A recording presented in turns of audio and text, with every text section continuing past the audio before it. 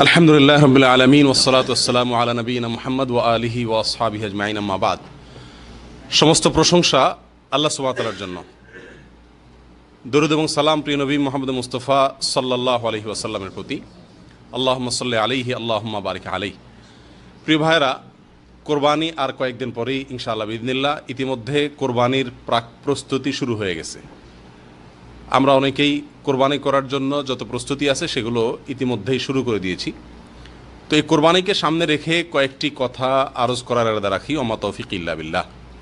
কোরবানি তো আলহামদুলিল্লাহ আমাদের দেশে বহু লোকেই করে, বরং ইসলামের অন্য কোনো আমল এত সংখ্যক লোকে, এত বেশি লোকে করে না, কোরবানি যত বেশি মানুষ করে। যত নামাজি আছে তার চাইতে বেশি কোরবানি দাতা পাওয়া যায়, ঠিক না ঠিক? তো কোরবানি বিপুল সংখ্যক মানুষে করলে কি হবে, এই ইবাদতটিতে এত বেশি ত্রুটি, এত বেশি বিচ্যুতি, এত বেশি ভুলভ্রান্তি হয়, যার কারণে বেশিরভাগ লোকের কোরবানি সঠিক হয় না, বিশুদ্ধ হয় না। ফলে এই কোরবানি ইবাদত হওয়ার পরিবর্তে কোনো কোনো ক্ষেত্রে এটা বরং গুনাহের কারণ হয়। সেজন্য এই ভুলগুলো, বিচ্যুতিগুলো সম্পর্কে আমাদের কিছু ধারণা থাকা দরকার। এজন্য কিছু জ্ঞাতব্য বিষয়, কিছু প্রচলিত ভুল ত্রুটি কোরবানিকে কেন্দ্র করে, সেগুলো আমরা শুধুমাত্র আজকে পেশ করার চেষ্টা করব। আল্লাহ সুবহানাহু ওয়া তাআলা আমাদেরকে তৌফিক দান করুন। প্রিয় ভাইয়েরা, কোরবানি এটা ইব্রাহিম আলাইহিস সালাতু ওয়াস সালামের মস্ত বড় একটি সুন্নাহ। মুহাম্মদুর রাসূলুল্লাহ সাল্লাল্লাহু আলাইহি ওয়াসাল্লামেরও আদর্শ। তিনি কোরবানি নিজে করেছেন, নির্দেশ করেছেন। ওলামায়ে কেরাম অনেকেই কোরবানিকে ওয়াজিব বলেছেন, অনেকে সুন্নতে মুআক্কাদা বলেছেন। তো এই কোরবানি ইসলামী শরীয়তে অত্যন্ত গুরুত্বপূর্ণ একটি ইবাদত। অর্থনৈতিক ইবাদতের ভিতরে কোরবানি হজের এবং যাকাতের পরেই কোরবানির অবস্থান বলা যেতে পারে।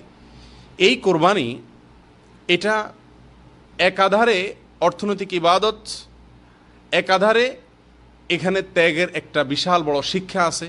কোরবানির যে ভুল ত্রুটিগুলো, বিচ্যুতিগুলো আমাদের সাধারণত অহরহ হয়ে থাকে, সেই ভুল ত্রুটি, সেই বিচ্যুতিগুলোর ভিতরে সর্বপ্রথম এবং সবচেয়ে বড় এবং প্রধান ভুল হলো কোরবানির ক্ষেত্রে নিয়তের অশুদ্ধতা। বহু লোক আমরা কোরবানি করি, অথচ আমাদের কোরবানির আগে আমাদের নিয়তটাকে সাফ এবং পরিষ্কার করে নিতে পারি না। বিশেষ করে আমাদের দেশের কথা যদি আমরা বলি, আমাদের দেশের মানুষ যারা কোরবানি করেন আলহামদুলিল্লাহ, এদের ভেতরে বেশিরভাগ লোকের কোরবানি এর পিছনে সঠিক এবং শুদ্ধ নিয়ত কাজ করে না, বরং নিয়তের ভেজাল থেকে যায় বেশিরভাগ লোকের। যেমন বহু লোক আছেন, বরং আমি বলবো সমাজের বিরাট একটা অংশ আছে যারা কোরবানি করে সামাজিক মর্যাদার দিকে লক্ষ্য করে, লক্ষ্য লজ্জা থেকে বাঁচার জন্য। মানুষ কি বলবে, সমাজের মানুষ কোরবানি না দিলে কি বলবে, বহু বছর কোরবানি দিয়ে আসতেছি, এবছর না দিলে কি হবে, কেমন দেখাবে, মানুষ কি বলবে, এরকম মানসিকতা থেকে অনেকে কোরবানি করেন। অনেকে কোরবানি করেন যে নতুন আত্মীয় হয়েছে, অন্য বছর ভাগে দিলেও এবছর আর ভাগে দেওয়া যাবে না, কারণ নতুন আত্মীয় হয়েছে, তার কাছে একটা মান মর্যাদার ব্যাপার আছে। এরকম চিন্তা থেকে অনেকে কোরবানি দেয় না ভাই।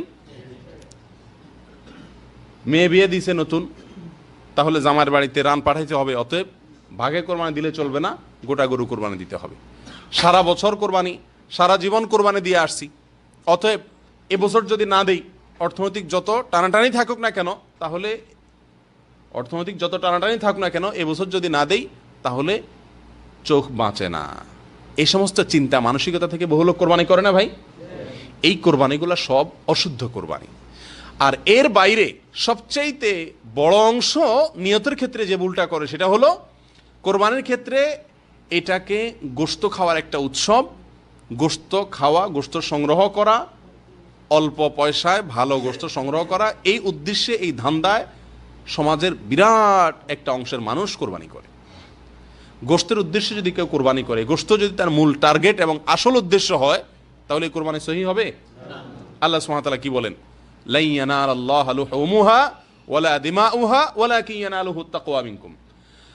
তোমাদের কোরবানির পশুর গোশত, রক্ত এর কিছুই আল্লাহর কাছে যায় না, বরং তোমাদের যে তাকওয়া, কোন মন মানসিকতা নিয়ে কোরবানি দিচ্ছ তুমি, তোমার মনের সেই তাকওয়াটুকু, এটা আল্লাহ সুবহানাহু ওয়া তাআলার কাছে পৌঁছায়। আল্লাহ সুবহানাহু ওয়া তাআলা আদম আলাইহিস সালামের দুই ছেলে হাবিল এবং কাবিল, তাদের বিষয়ে তারা আল্লাহ সুবহানাহু ওয়া তাআলার কাছে কোরবান পেশ করেছিল। কোরবান মানে হলো আল্লাহর কাছে নৈকট্য অর্জনের জন্য সাদাকা পেশ করেছিল। আল্লাহ সুবহানাহু ওয়া তাআলা কোরআনে কারিমে সেই প্রসঙ্গে বলতে গিয়ে বলেন, ইয তাকাররাবা কুরবানান ফাতুকুব্বিলা মিন আহাদিহিমা ওয়া লাম ইউতাকাব্বাল মিনাল আখার। দুই ভাইয়ে কোরবানি করেছিল, আদম আলাইহিস সালামের দুই ছেলে। একজনটা আল্লাহ সুবহানাহু ওয়া তাআলার পক্ষ থেকে কবুল হয়েছে, আরেকজনটা কবুল হয় নাই। কেন কবুল হয় নাই? আর একজনটা কবুল হয়েছে যে, সেটা কেন হয়েছে সে প্রসঙ্গে আল্লাহ সুবহানাহু ওয়া তাআলা বলেন, ইন্নামা ইয়াতাকাব্বালুল্লাহু মিনাল মুত্তাকিন। ইন্নামা ইয়াতাকাব্বালুল্লাহু মিনাল মুত্তাকিন। নিঃসন্দেহে আল্লাহ সুবহানাহু ওয়া তাআলা কেবল মুত্তাকিদের পক্ষ থেকেই গ্রহণ করেন। মুত্তাকিদেরটাই আল্লাহ তাআলা কি করেন? কবুল করেন। তাহলে বোঝা গেল কোরবানি সবাইটা আল্লাহর কাছে মাকবুল হয় না। সবার কোরবানি কি হয় না ভাই? আল্লাহর কাছে গ্রহণযোগ্য হয় না। আল্লাহর কাছে গ্রহণযোগ্য হয় কার কোরবানি? যার ভিতরে তাকওয়া আছে, যে তাকওয়ার তাড়নায় কোরবানি করেছে। যে কোরবানি করেছে কিসের তাড়নায়? তাকওয়ার তাড়নায়, গোশতের তাড়নায় না, সমাজের মানুষ কি বলবে সেই তাড়নায় না, হ্যাঁ, বিয়ের বাড়ির তাড়নায় না, মেয়ে বিয়ে দিছে নতুন করে সেই তাড়নায় না, সারা জীবন দিয়ে আসছে এবছর না দিলে মানুষ কি বলবে সেই তাড়নায় না, কোরবানি না দিলে ছেলে ফেলে কার মুখের দিকে চেয়ে থাকবে সেই তাড়নায় না, এই সমস্ত তাড়নায় না। বরং কোরবানি তিনি করেন কেন? আল্লাহকে সন্তুষ্ট করার জন্য। নবী সাল্লাল্লাহু আলাইহি সাল্লামের নির্দেশ, তার সুন্নাহ, সেটাকে ফলো করার জন্য কোরবানি করেন।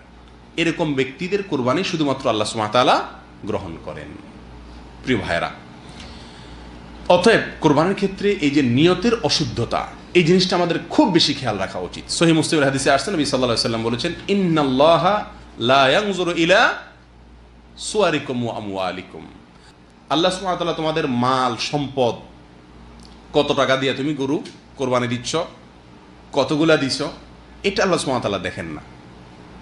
তোমাদের গরুর আকৃতি, সাইজ কত বেশি, এটা আল্লাহ সুবহানাহু ওয়া তাআলা দেখবেন না। আল্লাহ সুবহানাহু ওয়া তাআলা কি দেখবেন? ওয়ালাকিন ইয়ানজুরু ইলা কুলুবিকুম ওয়া আমালিকুম। আল্লাহ দেখবেন তোমাদের অন্তরের অবস্থা কি, কোন মানসিকতা থেকে কোরবানি দিচ্ছ, কোন উদ্দেশ্যে কোরবানি দিচ্ছ, সেটা আল্লাহ সুবহানাহু ওয়া তাআলা দেখবেন। এই জন্য প্রিয় ভাইরা, কোরবানির ক্ষেত্রে আমরা বারবার বলি, আবারও বলি, সবচেয়ে বড় ভুল হলো আমাদের দেশে বেশিরভাগ লোকের কোরবানি এটা ইবাদত হিসাবে হয় না, এটা হয় শুধুমাত্র নিজস্ব মানমর্যাদা রক্ষা করার একটা তাগাদায় অথবা গোশত সংগ্রহ করার একটা উৎসব হিসাবে, বাস। এর পিছনে নেক আমল, আল্লাহর কাছে আল্লাহর সন্তুষ্টির উদ্দেশ্যে করা, আল্লাহর কাছে আজর এবং সওয়াব পাওয়া, এই উদ্দেশ্যে করা, নবী সাল্লাল্লাহু আলাইহি সাল্লামের সুন্নাহর অনুসরণ করা, এই চিন্তা থেকে কোরবানি করা মানুষের সংখ্যা খুবই নগণ্য, খুবই কম। প্রিয় ভাইরা, এই জন্য আমাদের দেশে দেখবেন একটা প্রতিযোগিতা কোরবানির সময় শুরু হয়। কি প্রতিযোগিতা? কে কার চাইতে কত বড় গরু কিনবে, কে কার চাইতে কত দামি গরু কিনবে, কে কত বেশি দিবে। সামাজিকভাবে যার সাথে যার প্রতিদ্বন্দ্বিতা থাকে, যার সাথে যার প্রতিযোগিতা থাকে, সে তার সাথে কোরবানির সংখ্যা এবং কোরবানি গরুর সাইজ এগুলা নিয়ে প্রতিযোগিতায় নামে। এটাকে দেখতে মনে হয় যে ভালো কাজে প্রতিযোগিতা নামছে, আসলে ভালো কাজে প্রতিযোগিতা না। এটা হলো নিজের মাতবরি, সর্দারি, নিজের শ্রেষ্ঠত্ব এগুলো জাহির করার জন্য, ঠিক না ঠিক? বর্তমান এমপি সাহেব যদি 10টা গরু কোরবানি দেয়, তাহলে ভবিষ্যৎ এমপি ইলেকশন করবে যিনি, তিনি 12টা 15টা দেওয়ার চেষ্টা করে, ঠিক না ঠিক? শুধু এমপি সাহেব, মন্ত্রী সাহেব না, আমাদের সমাজেও আমরা যখন বসবাস করি, প্রতিবেশী, পাড়া, মহল্লার যার সাথে আমার একটু প্রতিযোগিতা আছে, সবসময় চেষ্টা করি তার উপরে ওঠার জন্য। এই যে উপরে ওঠার চেষ্টা, এটা আল্লাহকে সন্তুষ্ট করার জন্য যদি হতো তাহলে সেটা প্রশংসনীয় হতো। কিন্তু এই চেষ্টাটা হলো শুধুমাত্র সমাজে নিজের প্রভাব জাহির করার জন্য, ঠিক না ঠিক? আল্লাহ সুবহানাহু ওয়া তাআলা আমাদেরকে সহি শুদ্ধভাবে কোরবানি করার তৌফিক দান করেন। প্রিয় ভাইরা, যদি উদ্দেশ্যের অসাধুতা থাকে, নিয়তের ভিতরে গড়বড়ি থাকে, গোশতই যদি ধান্দা থাকে, তাহলে কোরবানি কবুল হবে না। এই কোরবানির কোনো মূল্য আছে? কোনো মূল্য নেই। আল্লাহ সুবহানাহু ওয়া তাআলা আমাদের সকলকে সহি শুদ্ধভাবে কোরবানি করার তৌফিক দান করেন।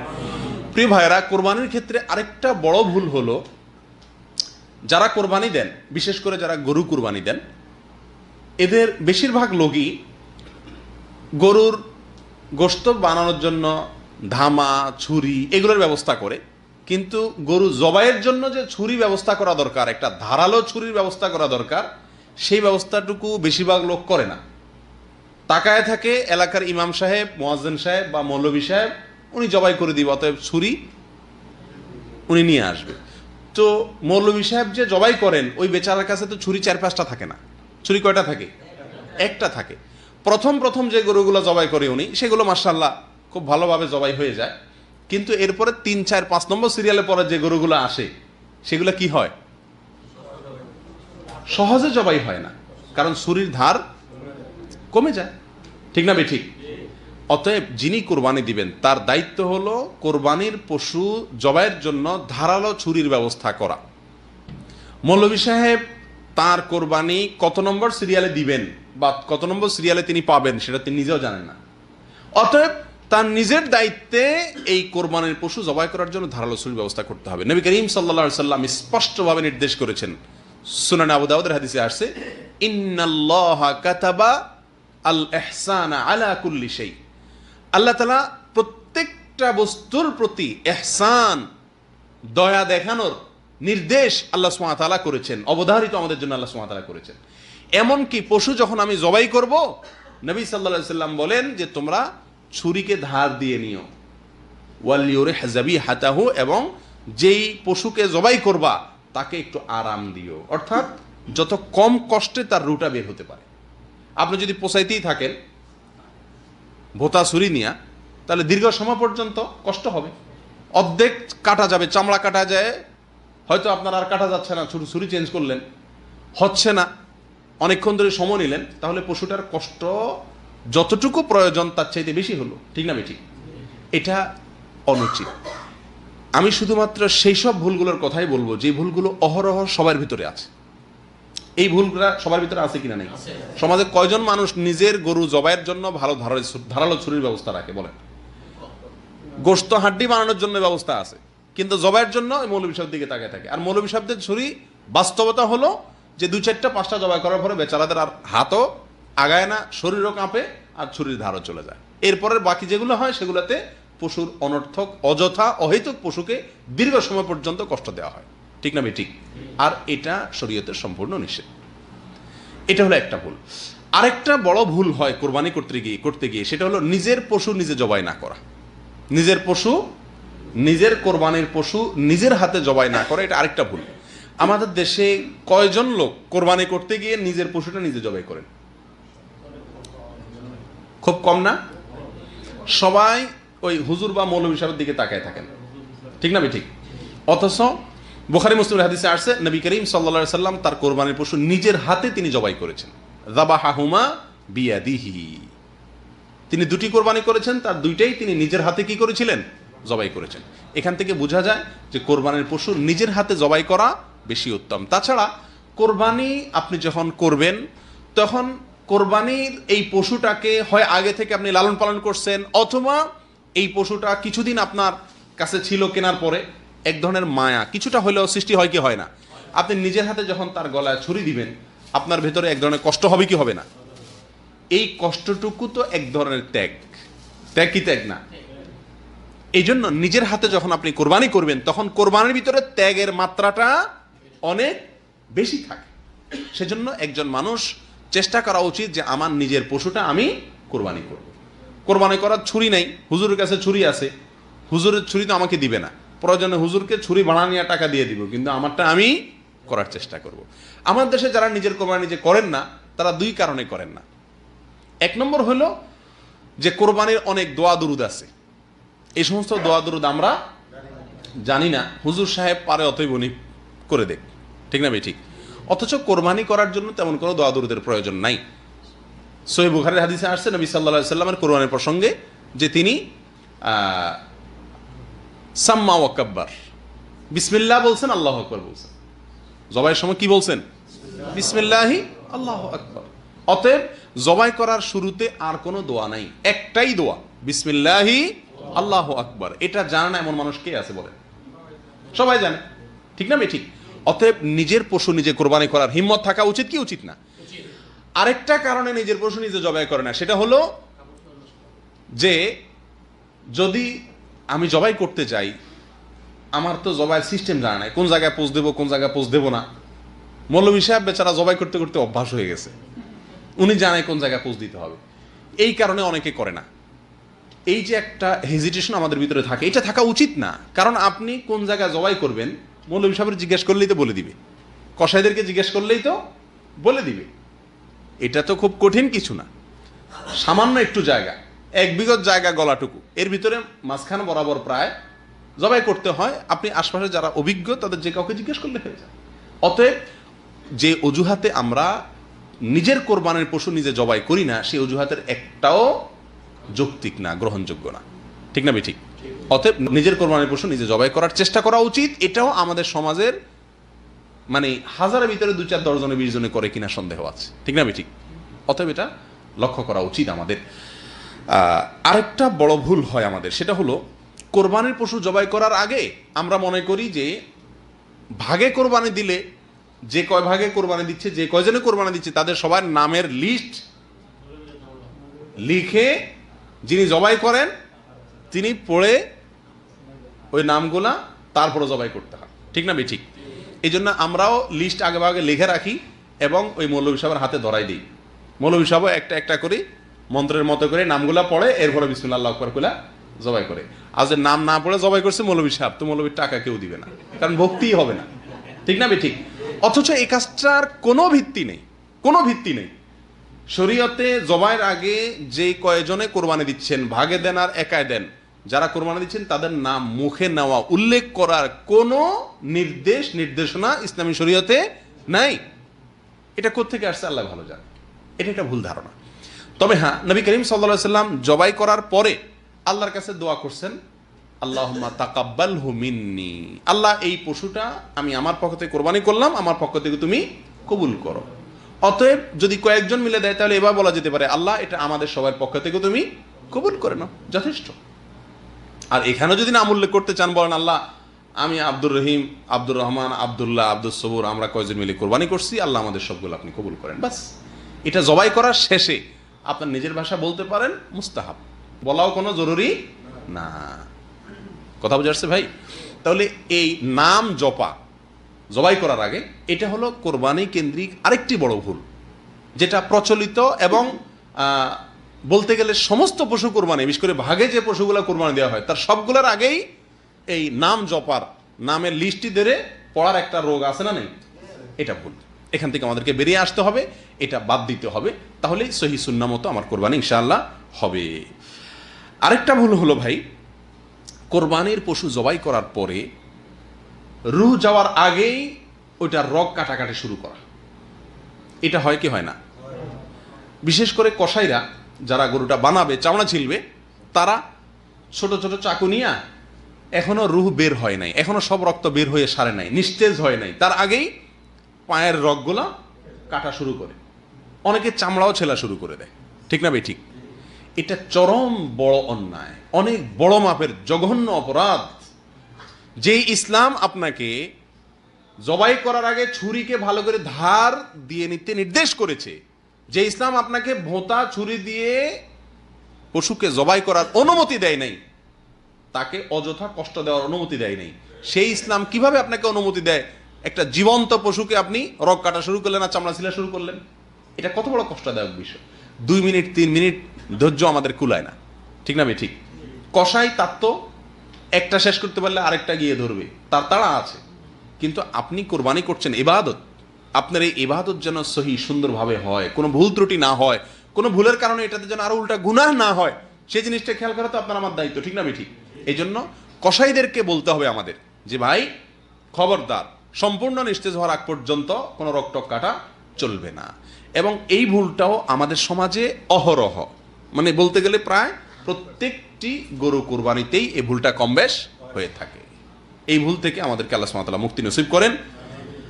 প্রিয় ভাইয়েরা, আরেকটি ভুল হলো, এই ভুলটা পরিমাণে সবচাইতে বেশি, 100% বলা যেতে পারে, 100% লোক কোরবানি করতে গিয়ে ভুলটা করে। সেটা হলো কোরবানির পশু যারা বানায়, কসাই, তাদেরকে পারিশ্রমিক দেওয়া হয়। ঠিক না ভাই ঠিক?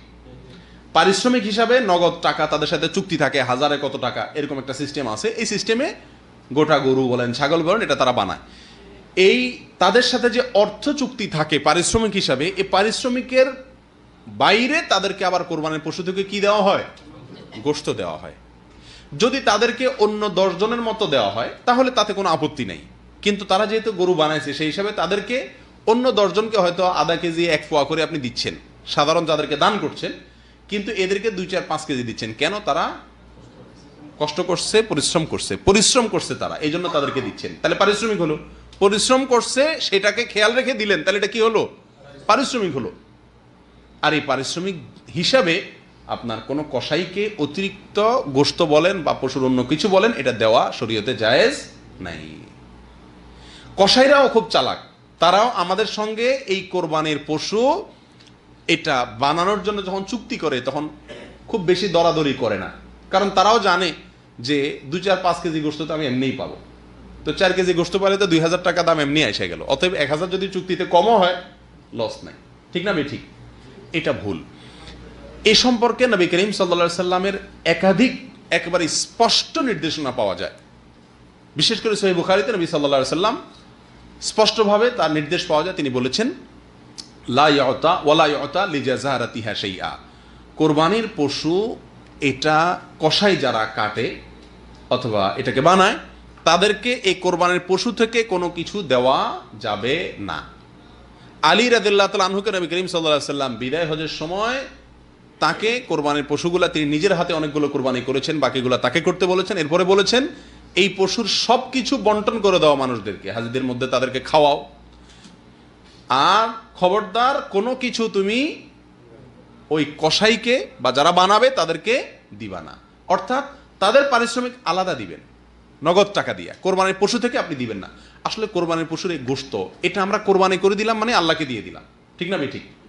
আল্লাহ সুবহানাহু ওয়া তাআলার নিয়ম হলো কোনো কিছু আল্লাহকে দান করলে আল্লাহ নিজে সেটা গ্রহণ করেন না। আগের যুগে আল্লাহকে দান করলে মানুষ পাহাড়ে রেখে আসতো, সেটা আসমান থেকে এসে আগুন এসে জ্বালাই দিত, তার মানে আল্লাহ তাআলা অ্যাকসেপ্ট করছেন। আর যদি না জ্বালাইতো তার মানে আল্লাহ ওটা অ্যাকসেপ্ট করেন নাই। আর আখিরি জামানার উম্মতকে আমাদের জন্য আল্লাহ সুবহানাহু ওয়া তাআলা সুযোগ দিয়েছেন। সেটা কি? আমরা আল্লাহ সুবহানাহু ওয়া তাআলার জন্য কিছু দান করলে, যাকাত দিলে, ফিতরা দিলে, সব আল্লাহর জন্যই তো দান করি। আল্লাহ সুবহানাহু ওয়া তাআলা ওটাকে গ্রহণ করেন না, জ্বালিয়ে দেন না। আল্লাহ সুবহানাহু ওয়া তাআলা আমাদের সুবিধার জন্যই গরিবদের মাঝে বন্টন করার জন্য, নির্দিষ্ট খাতে দেওয়ার জন্য আল্লাহ তাআলা কি করছেন? নির্দেশ করছেন। কোরবানির গোশতটা শুধু ব্যতিক্রম। এখানে আল্লাহ সুবহানাহু ওয়া তাআলা গোশতটা আমাদেরকে খাওয়ার সুযোগ রেখেছেন, যে তোমরা যারা কোরবানি করছো তোমরা নিজেরা কি করতে পারো? এটা খেতে পারো, দান করতে পারো, রাখতে পারো, তিনও সুযোগ আছে। সূরা তিরমিজিতে আসছে, নবী সাল্লাল্লাহু আলাইহি ওয়াসাল্লাম বলেছেন, ফাকুলু মিনহা ওয়া আতইমু ওয়াদাখিরু, তোমরা নিজেরা সেখান থেকে খাও, মানুষকে দান করো, আবার রেখে দাও, সুযোগ আছে। একসময় নবী সাল্লাল্লাহু আলাইহি ওয়াসাল্লাম নিষেধ করছেন 3 দিনের বেশি রাখা যাবে না, কিন্তু এরপরে সেটা তিনি প্রত্যাহার করেছেন, রহিত করেছেন। এরপর বলেছেন তোমরা এখান থেকে যা খুশি করতে পারো। অর্থাৎ যা খুশি বলতে নিজে খাও, মানুষকে দান করো, জমা করো, কিন্তু বিক্রি করা যাবে? যাকে আপনি দান করছেন সে বিক্রি করতে পারে, কিন্তু আপনার কোরবানির গোশত আপনি বিক্রি করতে পারবেন? যেহেতু বিক্রি করা যায় না, অতএব পারিশ্রমিক হিসাবেও কাউকে দেওয়া যায় না। বিধায় আপনার যে কসাই এই পশুটা বানায় দিছে তাকে যদি আপনি টাকা দিলেন আর গোশত অতিরিক্ত দিলেন, এই জন্য এই খেয়াল থেকে যে সে কষ্ট করছে, পরিশ্রম করছে, তাহলে পরিশ্রমের বিনিময় দিলেন, সেই হিসাবে এটা কি হবে না? জায়েজ হবে না। সবচেয়ে বড় কথা হলো নবী করিম সাল্লাল্লাহু আলাইহি ওয়াসাল্লাম নিষেধ করছেন, ব্যাস। তাহলে আমাদের এই কাজটা করা উচিত কি উচিত না? সারা বাংলাদেশে কসাইকে গোশত দেয় না এরকম কোরবানি করেনেওয়ালা কয়জন লোক আছে বলেন? একজনও আপনারা দেখছেন আজ পর্যন্ত? অথচ উচিত হলো কসাইকে আগে ভাগে বলে দেওয়া যে বাবা তুমি এই গরু বানাইতে কত টাকা নিবা বলো, আর মাথায় রেখো তোমাকে কিন্তু আমি কোনো গোশত দেবো না, যদি দেই তো অন্য 10 জনকে যেভাবে দেবো তোমাকেও সেই হারে দেবো, তুমি এটা বানাইছো সেই হিসাবে তোমাকে আমি এক্সট্রা কোনো গোশত দেবো না। এই কথা সাফ এবং পরিষ্কার তাকে আগে থেকে বলে দেওয়া উচিত। ঠিক না ঠিক? তো এই ভুলটা অহরহ হয়, এটা আমাদের খেয়াল রাখা উচিত। আল্লাহ তাআলা আমাদেরকে বুঝার তৌফিক দান করেন। শুধু কসার ক্ষেত্রে না, এই একই সমস্যা হয় আশপাশের অনেক লোক হেল্প করতে আসে, গরিব লোকজন, তারাও দেখা যাচ্ছে হেল্প করছে, এই জন্য তাদেরকে আমরা কি দিচ্ছি? কিছু গোশত দিচ্ছি, বাড়ায় দিচ্ছি, এটাও জায়েজ নাই। একই কথা, তাকেও পারিশ্রমিক দেওয়া হলো। আপনি যদি সে গরুটা বানাইলে যা দিত, গরুটা না বানাইলে যা দিতেন, গরুটা বানানোর পরেও সে পরিমাণ দিচ্ছেন, তাতে অসুবিধা নেই। কিন্তু গরুটা বানাইছে সেই জন্য তাকে আপনি বেশি দিলেন, এই বেশি অংশটুকু যেটা দিলেন এটা জায়েজ হলো না, এটা না জায়েজ হয়ে গেল। আমি কি কথা বুঝতে পারছি? আল্লাহ তাআলা আমাদেরকে সবাইকে এই সমস্ত ভুল থেকে বেঁচে থাকার তৌফিক দান করেন। প্রিয় ভাইরা, আরেকটা ভুল হলো কোরবানির পশু বিশেষ করে বিক্রি করা, দাম দরে করে বিক্রি করে, আমরা গরিবের সুবিধার জন্য বিক্রি করে টাকাটা রেখে আবার গরিবকে দান করি। সেটা না করে গোটা চামড়াটাই যদি দান করা যায়, বিভিন্ন মাদ্রাসা থেকে কালেকশনে আসে, অনেক গরিব লোক থাকে, গোটা চামড়াটাই যদি সরাসরি দান করে দেওয়া যায় সেটা সবচাইতে ভালো। কথা বোঝা আসছে? বিক্রি না করে গোটা চামড়াটাই যদি আপনি দান করেন সেটা সবচাইতে ভালো। কারণ আলী রাদিয়াল্লাহু তাআলা আনহুকে নবী করিম সাল্লাল্লাহু আলাইহি সাল্লাম কোরবানির যে পশুগুলো বিদায় হজের সময় নবী সাল্লাল্লাহু আলাইহি সাল্লাম জবাই করছেন, বাকিগুলো আলী রাদিয়াল্লাহু তাআলাকে দিয়ে জবাই করাইছেন। সেই পশুগুলোর পরে ওনাকে নির্দেশনা দিয়েছেন নবী সাল্লাল্লাহু আলাইহি সাল্লাম, ডিরেকশন দিয়ে দিয়েছেন কি হবে এগুলার। তখন তিনি একটা একটা করে আলাদা বলে চামড়ার কথাও বলছেন যে চামড়াটুকু তুমি দান করে দিবে। তো আমরা যারা বিক্রি করি, বিক্রি করে আমরা খাই না, টাকাটা আমরাও গরিবরে দিয়ে দেই সবাই, কিন্তু বিক্রি করে টাকা দেওয়ার চাইতে আপনি সরাসরি চামড়া দান করা, এটা হলো সবচাইতে উত্তম এবং নির্ভেজাল। এটা আমাদের খেয়াল রাখা উচিত। আরেকটা ভুল হলো ভাই, কোরবানির গোশতের ক্ষেত্রে সামাজিকভাবে বন্টন করার একটা সিস্টেম অনেক এলাকাতে প্রচলিত আছে। অর্থাৎ ভাগে কোরবানি দিলে সমাজের মোড়ল মাতবররা সব কোরবানি থেকে, গরু হোক ছাগল হোক, সেখান থেকে 3/1 গোশত উঠায় নেয়, কালেকশন করে, এরপরে সমাজের গরিবদের মাঝে সেটা বন্টন করে। এটা আরেকটা অন্যায় কাজ। দেখতে মনে হচ্ছে কাজটা খুব ভালো কাজ, যে একটা শৃঙ্খলার সাথে বন্টন করা হচ্ছে, সবাই যার যার মতো কি দিত না দিত, সমাজের নেতারা, মোড়ল মাতবররা, গ্রামের নেতারা, এরা আপনার সবাইগুলো থেকে 3/1 করে করে উঠায় নিয়ে তারা এবার গণহারে দিচ্ছে। এটা বোধহয় সুন্দর বন্টন হচ্ছে না ভাই। এই পদ্ধতিটা গর্হিত এবং এটা পরিত্যাজ্য, এটা পরিহার্য। এই পদ্ধতিটা উচিত না এবং কোরআন হাদিসের সাথে এটা সঙ্গতিপূর্ণ না। কারণ কোরবানির পশু শুধু নয়, যে কোনো ক্ষেত্রে নবী সাল্লাল্লাহু আলাইহি সাল্লাম স্পষ্টভাবে বলেছেন, লা ইয়াহিল্লু মাল ইমরিইন মুসলিমিন ইল্লা বিতিবি নাফসি। কোন মুসলমানের সম্পদ তার মনের সন্তুষ্টি ছাড়া এটা দান হিসাবে গ্রহণ করা বা যে কোনোভাবে গ্রহণ করা, এটা কি নাই? জায়েজ নাই। আল্লাহ সুবহানাহু ওয়া তাআলা এই কোরবানির পশুর গোশত দিয়েছেন কাকে? যে কোরবানি দিয়েছে তাকে, ঠিক না বেঠিক? নবী সাল্লাল্লাহু আলাইহি সাল্লাম তাকে সুযোগ দিয়ে দিয়েছেন, ফাকুলু মিনহা ওয়া আতইমু ওয়াদাখিরু, তুমি খাও, দান করো, জমা করো। তাকে স্বাধীনতা দিয়ে রাখছেন কি রাখে নাই? কিন্তু আপনি সামাজিকভাবে যখন 3/1 রেখে দিচ্ছেন, বহু লোক এমন থাকতে পারে যে বেচারা 1 কোরবানি বা 2 কোরবানি দিছে, তার নিজস্ব আত্মীয় স্বজন আছে, তাদেরকে হয়তো একটু বেশি করে দিত, কিন্তু আপনি তো নিয়ে আপনার মতো করে বন্টন করবেন। সে কিছু বলতেও পারে না, কারণ সামাজিক সিস্টেম হয়ে গেছে, ঠিক না বেঠিক? তাহলে তার মনের অসন্তুষ্টি সত্ত্বেও তাকে দিতে হচ্ছে, হচ্ছে কি হচ্ছে না? এবং এর পরিমাণ বরং সবচাইতে বেশি। বেশিরভাগ লোকই তার নিজের মতো করে স্বাধীনভাবে তিনি দিতে চান। আপনি যখন নিয়ে আপনার মতো করে বন্টন করেন, তখন তার সে স্বাধীনতা ক্ষুণ্ণ হয়, তার পছন্দ মতো সে দিতে পারে না। এই জন্য এটা অন্যায় এবং এটা গর্হিত কাজ। কেউ যদি 1 ফোঁটাও না দেয়, শরীয়ত তার জন্য কোনো কোনো বাধ্যবাধকতা আছে? কেউ যদি পুরাটুকু সে রেখে খায়, শরীয়ত তাকে এটা বলবে না যে তোমার কোরবানি হয় নাই। তার যদি নিয়ত সাফ থাকে আর সে পুরাটুকু রেখে খায়, খেতে পারে। যদিও পুরাটুকু এবং যত বেশি সম্ভব দান করা উচিত। 3/1 বলে কথা না, যত বেশি দান করা যায় ততই ভালো। কিন্তু এর মানে তো এই না যে সামাজিকভাবে সিস্টেম করে তার কাছ থেকে চাঁদা আদায়ের মতো করে 1/2 আপনি আদায় করে নিয়ে যাবেন। এটা অবিচার, এটা জুলুম, এটা জবরদস্তিমূলক দান আদায় করা। এটাকে শরীয়ত কোনোভাবে কি করে না? অনুমোদন দেয় না। বিধায় এটাও আমাদের পরিহার করা উচিত। বড় দাগের ভুলের ভিতর একটা হলো, কোরবানির ঈদের আগে 10টা দিন ইবাদতের বিশাল বড় সিজন। জিলহজের চাঁদ উঠলে 1 তারিখ থেকে নিয়ে 10 তারিখ পর্যন্ত, ঈদের আগ পর্যন্ত এই 10টা দিন অনেকগুলো আমলের, অনেকগুলো ইবাদতের একটা বিশাল বড় সিজন এবং মৌসুম। নবী করিম সাল্লাল্লাহু আলাইহি সাল্লাম এই 10 দিন আমাদেরকে অনেকগুলো কাজের জন্য কি করছেন? নির্দেশ করে গেছেন। অনেকগুলো কাজের পরামর্শ তিনি দিয়ে গেছেন, নির্দেশনা দিয়ে গেছেন। আমরা কোরবানিকে কেন্দ্র করে কোরবানির ঈদের আগে আমাদের একমাত্র ব্যস্ততা থাকে কোরবানির প্রস্তুতি। কোরবানির ঈদের 10 দিন 15 দিন আগ পর্যন্ত গরু কেনা, ভাগিদার ঠিক করা, কষাই ঠিক করা, বাস এই সমস্ত আয়োজন নিয়ে আমরা কি থাকি? ব্যস্ত থাকি। অথচ কোরবানি ছাড়াও এই সিজনের, এই কোরবানির ঈদের মৌসুমের এই সিজনের আরো 9টি ইবাদত আছে। আরো কয়টি ইবাদত আছে? 9টি আমল কোরআন এবং সুন্নাহ দ্বারা প্রমাণিত আমল আছে। সে আমলগুলোর বেশিরভাগ আমলের পরে আমরা বেমালুম ভুলে বসে থাকি, অথচ শুধুমাত্র কোরবানি নিয়ে কি থাকি? ব্যস্ত থাকি। আসলে এই কোরবানি নিয়ে ব্যস্ত থাকার কারণ হলো যে এটা সুবিধাজনক আমল, এটা মিষ্টি আমল। কোরবানি করলে গোশত খাওয়া যায়, সারা 6 মাসে 4 মাসের গোশত একসাথে উঠে চলে আসে, ফ্রেশ গোশত খাওয়া যায়, সুবিধা আছে। আর সেজন্যই এই আমলটার পিছনেই সবচাইতে আমরা বেশি হুমড়ি খেয়ে পড়ি। এই আমলের চাইতে বেশি গুরুত্বপূর্ণ আমল হজ। বহু লোক আছে 10 বছর 15 বছর 20 বছর পর্যন্ত তিনি কোরবানি দিচ্ছেন, অথচ তিনি হজ করছেন না। আল্লাহ সুবহানাহু ওয়া তাআলা সামর্থ্য দিয়েছেন, কিন্তু হজ এখনো করছেন না। এখনো হজের বয়স হয় নাই। কোরবানির জন্য এটা বলে না যে বয়স হয় নাই, বলে। একজন যুবক মানুষ, ইয়াং মানুষ, নতুন চাকরি করে, ব্যবসা বাণিজ্য আছে, কোরবানি করে, আছে না? কিন্তু হজ করতে বলে যে এখনো বয়স হয়নি। কোরবানির গুরুত্ব বেশি না হজের গুরুত্ব বেশি? হজের গুরুত্ব বেশি। হজ ইসলামের রোকন, ফরজ, সেই হজের কোনো খবর নাই। ঠিক তেমনি ভাবে কোরবানির পাশাপাশি এই 10 দিনের আরো অনেক আমলের ভিতরে একটা আমল হলো তাকবীর, তাহলিল, তাহমিদ পাঠ করা। নবী সাল্লাল্লাহু আলাইহি ওয়াসাল্লাম বলেছেন, ফাআকসিরু ফীহিন্না মিনাত তাকবীরি ওয়াত তাহলিলি ওয়াত তাহমিদি। জিলহজের প্রথম দশক আসলে তোমরা বেশি বেশি আল্লাহু আকবার, আল্লাহু আকবার, লা ইলাহা ইল্লাল্লাহু, আল্লাহু আকবার, আল্লাহু আকবার, ওয়ালিল্লাহিল হামদ, এভাবে এবং আরো বিভিন্ন ফরম্যাটে সাহাবা একরাম থেকে বর্ণিত আছে। যেভাবে হোক আল্লাহর বড়ত্ব বর্ণনা করা, প্রশংসা বর্ণনা করা, একত্ববাদ বর্ণনা করা, এটা বেশি বেশি এই দিনগুলোতে করতে বলা হয়েছে। সাহাবী আবু হুরায়রা এবং আব্দুল্লাহ ইবনে ওমর রাদিয়াল্লাহু তাআলা আনহুমা তারা বাজারে চলে যেতেন এই দশকে। কেন? জোরে জোরে তাকবীর বলবেন যাতে শুনে অন্যরা পড়তে পারে।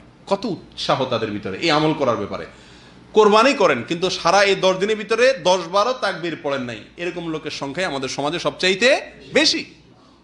আপনি কোরবানির গুরুত্ব বুঝলেন, তাকবীরের গুরুত্ব বুঝলেন না।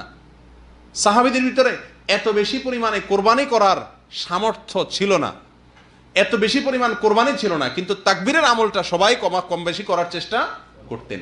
কোরবানি যত বেশি আমাদের দেশে দৃশ্যমান দেখা যায়, তাকবীরের আমলটা দৃশ্যমান দেখা যায়। বাজারে কোনো তাকবীরের আওয়াজ শোনা যায়? ঘরে, বাড়িতে, আশপাশে কোথাও না। সৌদি আরবে আপনারা দেখবেন যে সৌদিয়ানরা বেশিরভাগ লোকেরাই ছাগল দিয়ে কোরবানি দেয়, দুম্বা দিয়ে কোরবানি দেয়, একটা বা দুইটা দেয় বড় জোর। অনেকে আছে বিভিন্ন সংস্থায় দিয়ে দেয়, সেখান থেকে অর্ধেক গোশত আনে, অনেক সময় আনেও না। এ হলো তাদের কোরবানির চিত্র। ওট, গরু এরা ইচ্ছা করলে দিতে পারে কি পারে না? টাকার তো অভাব নাই। কিন্তু আমাদের দেশে মাশাআল্লাহ একটু সামান্য কিছু টাকার মালিক হলে গোটা গরু কোরবানি দেয়, ঠিক না বেঠিক? আপনাকে শরীয়ত তো 50,000, 60,000, 70,000, 80,000 টাকা খরচ করে কোরবানি দেওয়ার জন্য আপনার জন্য বাধ্যতামূলক তো করে নাই। আপনি একটা ছাগল দিলেই তো হয়ে যায়। এখানে আপনি এতগুলো টাকা খরচ করতে পারছেন মাশাআল্লাহ, অথচ হজ করেন নাই। এরকম লোকের সংখ্যা বেশি না? কি বলেন? 80,000 টাকা করে যদি আপনি কোরবানি দেন এবং গোটা গরু একা দেন, আপনার 4-5 বছরের কোরবানির টাকা যদি সেভ করেন, শুধু ছাগল দেন, তাহলে তো ওই টাকা দিয়েই আপনি হজ করতে পারেন, ঠিক না বেঠিক? আমাদের প্রবাসীদের মধ্যে বেশিরভাগ প্রবাসীরাই চেষ্টা করে যে একা কি করবে, একটা গরু কোরবানি দিবে। শরীয়তে এক্ষেত্রে আপনাকে অতিরিক্ত খরচ করলে সেটা আপনার নেকামলের পাল্লা ইনশাল্লাহ যোগ হবে, এটা ভালো কাজ, সন্দেহ নাই, আমি নিরুৎসাহিত করছি না, আপনি পারলে দেন। কিন্তু আপনি এটা করতে গিয়ে এর চেয়ে গুরুত্বপূর্ণ কাজ যেন ছুটে না যায়। আর এখানে যেন বেশি টাকা খরচটা অন্য কোনো ধান্দায় না হয়, আল্লাহকে সন্তুষ্ট করার জন্য যদি হয়, তাহলে তো এটা আপনি গরিব এলাকায় কোরবানি করে দিতে পারেন। অনেক সৌদিয়ানদেরকে দেখা যায় তারা আফ্রিকার বিভিন্ন দেশে টাকা পাঠায় দেয়। কেন? তাদের টাকা দিয়ে সেখানে কোরবানি দিয়ে গরিবরা গোশত খেয়ে নেবে, তারা সওয়াব পাবে। আমরা কয়জন লোক আছি কোরবানি করে এই টাকা আমরা কি করছি? কোরবানির টাকা কোনো গরিব এলাকায় দিয়ে দিছি। এই যে এখন বন্যা চলছে সারা দেশে, গরিব এলাকাতে বন্যার্থদের মাঝে ওই এলাকাতে আমি পাঠাই দিলাম বিশ্বস্ত কোনো এলাকার মাধ্যমে, সেখানে কোরবানি করে গোশত মানুষকে দিয়ে দিল, আমার কিছু লাগলো না, আমার বাড়িতে কিছুই হলো না, আমি সওয়াব পাইলাম। কি বলেন? এরকম সৎসাহস করার এর মানুষ কয়জন আছে আমাদের সমাজে? কি বলেন? খুবই কম না? কি বলে আমার বাড়িতে কোরবানি হবে না, মানুষ কি বলবে?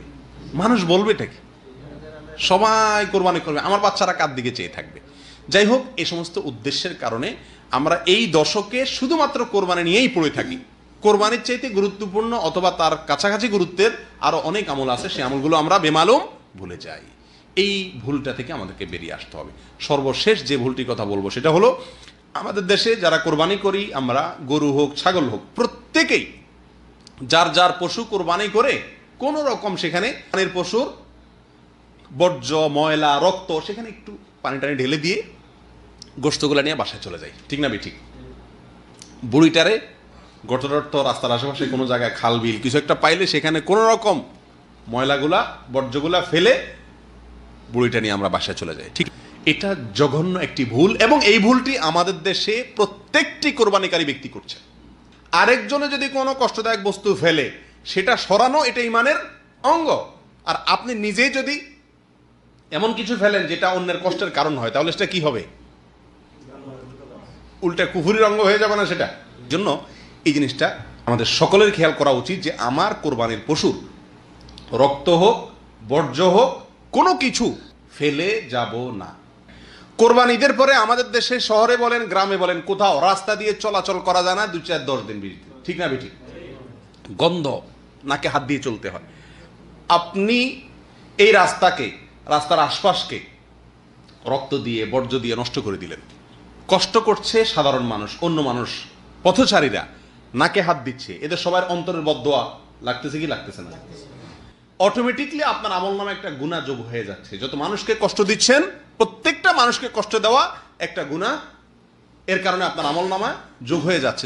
আল্লাহ সুবহানাহু ওয়া তাআলা আমাদের সকলকে এই সব বিষয়গুলোকে মাথায় রেখে সহি শুদ্ধভাবে, সম্পূর্ণ সঠিকভাবে কোরবানি করার তৌফিক দান করুন। বাস্তব কথা, আমাদের দেশের শত শত, হাজার হাজার, লক্ষ লক্ষ লোক কোরবানি করে মাশাআল্লাহ, কিন্তু এর ভিতরে সীমিত সংখ্যক, সামান্য কিছু লোকের কোরবানি হয়তো মাকবুল হয়, গ্রহণযোগ্য হয়। এর সবচেয়ে বড় সমস্যা হলো অন্তরের অশুদ্ধ নিয়ত। আমি কেন কোরবানি করছি, এই জিনিসটাকে আমরা ভালো করে নিজেরা শুদ্ধ এবং সঠিক করতে পারিনি, আর এই কারণে আমাদের কোরবানিগুলো কি হয় না, গ্রহণযোগ্য হয় না। আল্লাহ সুবহানাহু ওয়া তাআলা আমাদের সকলকে সংশোধন হওয়ার এবং বিশুদ্ধভাবে কোরবানি করার তৌফিক দান করুন।